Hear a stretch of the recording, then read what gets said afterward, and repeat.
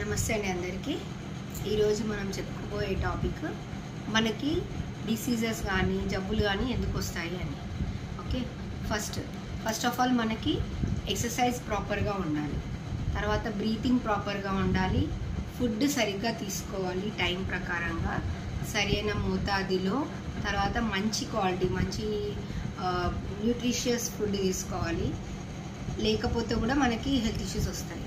తర్వాత proper sleeping ఉండాలి, తర్వాత బ్రీతింగ్ టెక్నిక్ చెప్పాను కదా, మంచిగా హాయిగా మంచి బ్రీతింగ్ బాగా తీసుకుంటే కూడా మనకి డిసీజ్ అనేది రావు.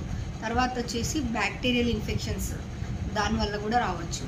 ముఖ్యంగా మనకి ఇవన్నీ కూడా మనము సాల్వ్ చేసుకోవచ్చు నార్మల్ లైఫ్ స్టైల్తో, కానీ ఇంకా రెండు ఏవైతే ఉన్నాయో అవి మాత్రం మనం కొంచెం జాగ్రత్త పడాలి. ఆ రెండు మనకి తెలియదు అసలు ఎందుకు వస్తాయో ఎట్లా వస్తాయో. ఒకటి ఏంటంటే మనకి ఉన్న ఎమోషన్స్ వల్ల, అంటే స్ట్రెస్, టెన్షన్, బాధ, కోపం, చిరాకు, ఇలాంటి ఎమోషన్స్ వల్ల మనకి ఎనర్జీ సెంటర్స్ ఉంటాయి. ఎప్పుడైతే మనము స్ట్రెస్ కానీ టెన్షన్ కానీ ఎమోషన్స్ ఏవైతే ఫీల్ అవుతామో ఆ ఫీల్ అవ్వడం వల్ల ఆ ఎనర్జీ సెంటర్స్ సరిగ్గా పనిచేయవు.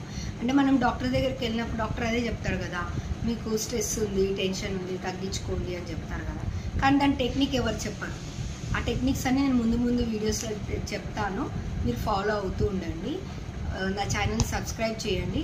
అయితే ఇంకొకటి చెప్పాను కదా, అదేంటంటే కర్మ వల్ల కూడా మనకి కొన్ని డిసీజెస్ వస్తూ ఉంటాయి.